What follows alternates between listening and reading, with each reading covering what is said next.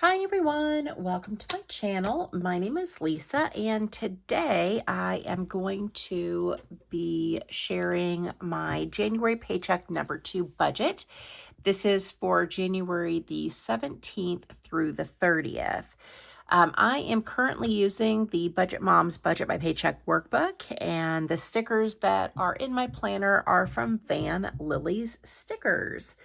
So in advance, I love doing pen and paper budgeting, but in advance, I use Google Sheets. So I have this budget set up for the whole year, and I've got all of my categories. I've already gone through and done all of the calculation on the iPad so that I know that while I'm doing this, I'm going to be, my math is going to be correct, because I don't know if you guys have been here for a while, but yeah, this girl struggles with math and I always make mistakes. I'm hoping by doing it in Excel first, maybe we won't have any mistakes on the budget. I don't know. We shall see.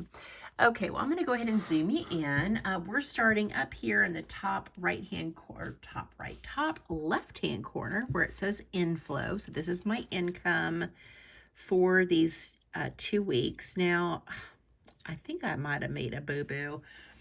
On my 401k John Hancock site, I selected the option to increase my contribution 3% every year. And I'm hoping that it doesn't go into effect right away.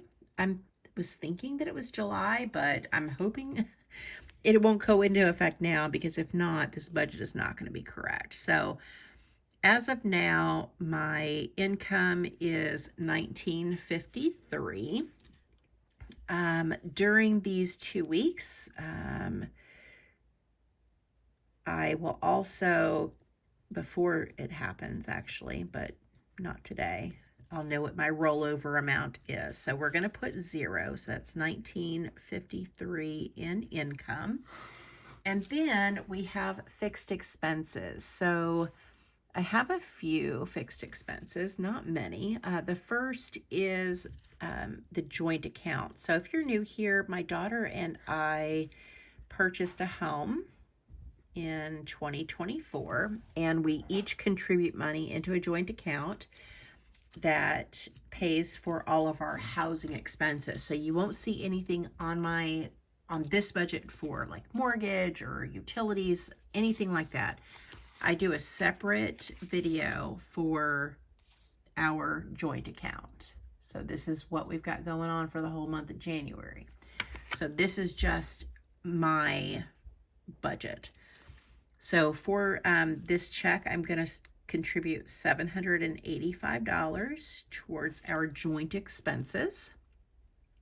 Then I am going to do a Roth IRA contribution. I just turned 50 in 2024, December 22nd to be exact. And so my Roth IRA contribution is $8,000 per year. And so I contribute $308 every paycheck. During this paycheck cycle, so between the 17th and the 30th, I will have a couple of bills come out. One is Netflix,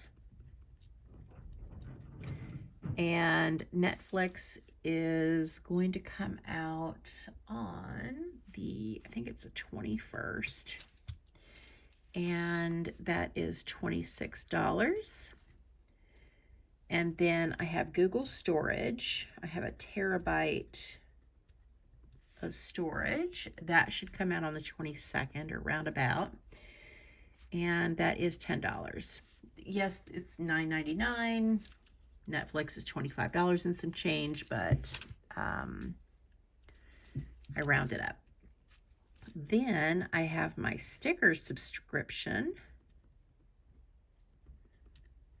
to VanLilysStickers, and pretty sure that comes out like the first of the month, but I have it included in this budget, so I'm going to go ahead and budget $38. It's $37 and some change. So if my spreadsheet is correct, that is a total of, did I total that? Yes, I did. So that's is it 1,167? I do believe. Let's do the math just to be sure. My spreadsheet is not in the same order, so I probably need to change that so that it is the same order as the workbook. Yes, 1,167. And then we're moving on to my variable expenses. Oh, one thing I forgot to do. So we need to do our leftover, 1953. So that leaves me 786 left to budget. So we'll add 786 here. Okay, now we're moving on to variable expenses. The first expense I have is food. I budget $100 a week, so that'll be $200. Then we have gas for my car. I budget $20 a week, so that will be $40. Then we have fur babies. I have 2 cats and a dog. And I budget $25 a week, so that's $50. And I think the only thing I'm gonna need is litter, so I don't even need all of that $50. Then I have medication. So this is to pay for prescriptions and over-the-counter medication like Tylenol, Advil, melatonin. And I'm budgeting $20. And last variable expense is spending. You're squeaking, the dogs. My dog and Carol Ann's dog are playing with the toy. $50 a week for spending, so that's $100. So that is a total of $410. So if we take 786, which was the remaining amount, minus 410, that leaves me with 376 left to budget. Okay, moving back up here where we have the savings goals, we're gonna put the leftover amount of 376. All right, so the first category is the 100 envelope challenge, and I'm budgeting $100 for that. Then we have car insurance, which I forgot about car insurance the last budget, and that is going to get $40. That's $20 a week. Then we have Christmas, and Christmas is also getting $20 a week, so that's $40. Then I have vacation. Vacation is going to get $10 a week, so that's $20. Then I have beauty, which is for like haircuts and makeup. That's going to get $5. Then we've got my phone, which is through Mint Mobile. So I'm saving up just a little bit each paycheck so that in August I can pay it all in full. And I'm going to budget $15. Then I have home decor.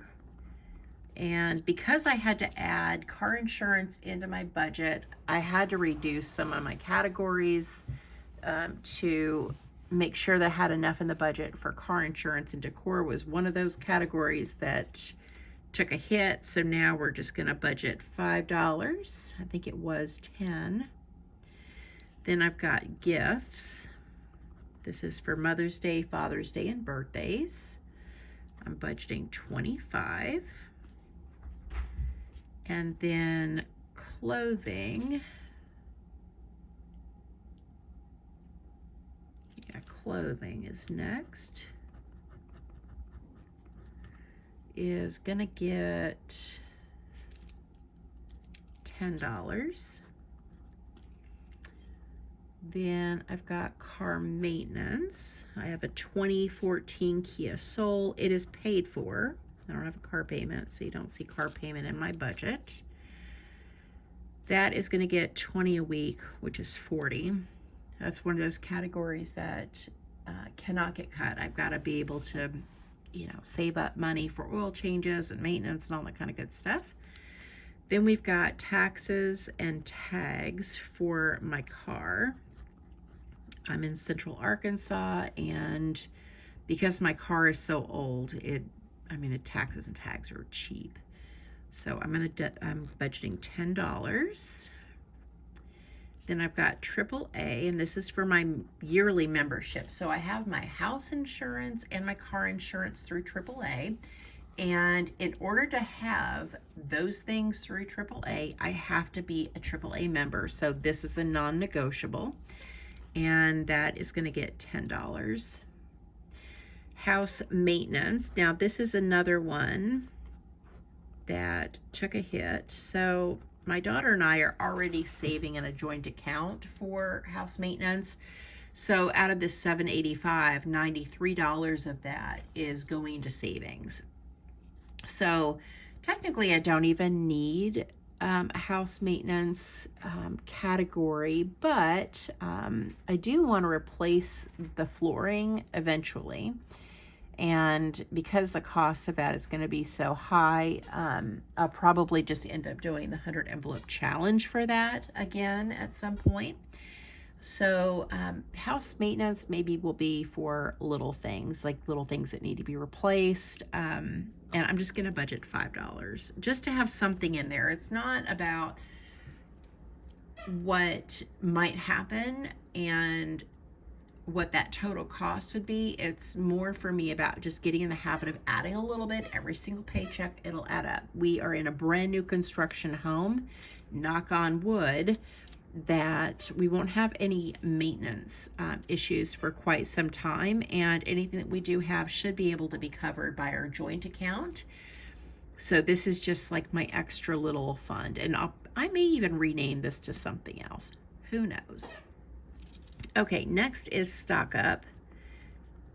And this is just to stock up on like paper towels and, you know, things that like groceries if I find a really good sale, just to be able to take advantage and stock up on things. It doesn't get a lot of money. It's only going to get $5. But again, it's about a little bit each time, not necessarily what or how much will be saved in total. Then we've got health, and health is another category that I bumped down to $5. I may change my mind on this. You know, maybe I reduce my spending. Maybe that needs to be cut, or maybe the food budget, so I have a little bit more in health. But for now, I'm bumping it down just to make sure I have enough for everything. Last is vet visits, and that's for my fur babies, and that's going to get $40. That one is another one of those categories that that needs to accumulate. And you know, if I had, let's say, I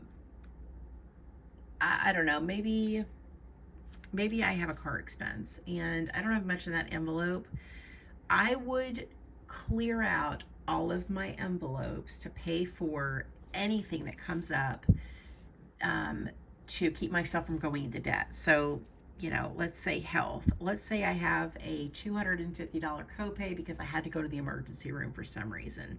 Not that I'm trying to speak something like that into my life, but just as an example. If I don't have $250 in that envelope, I'm getting it from somewhere in here. I'm going to take it from some envelope, and it's just going to be okay.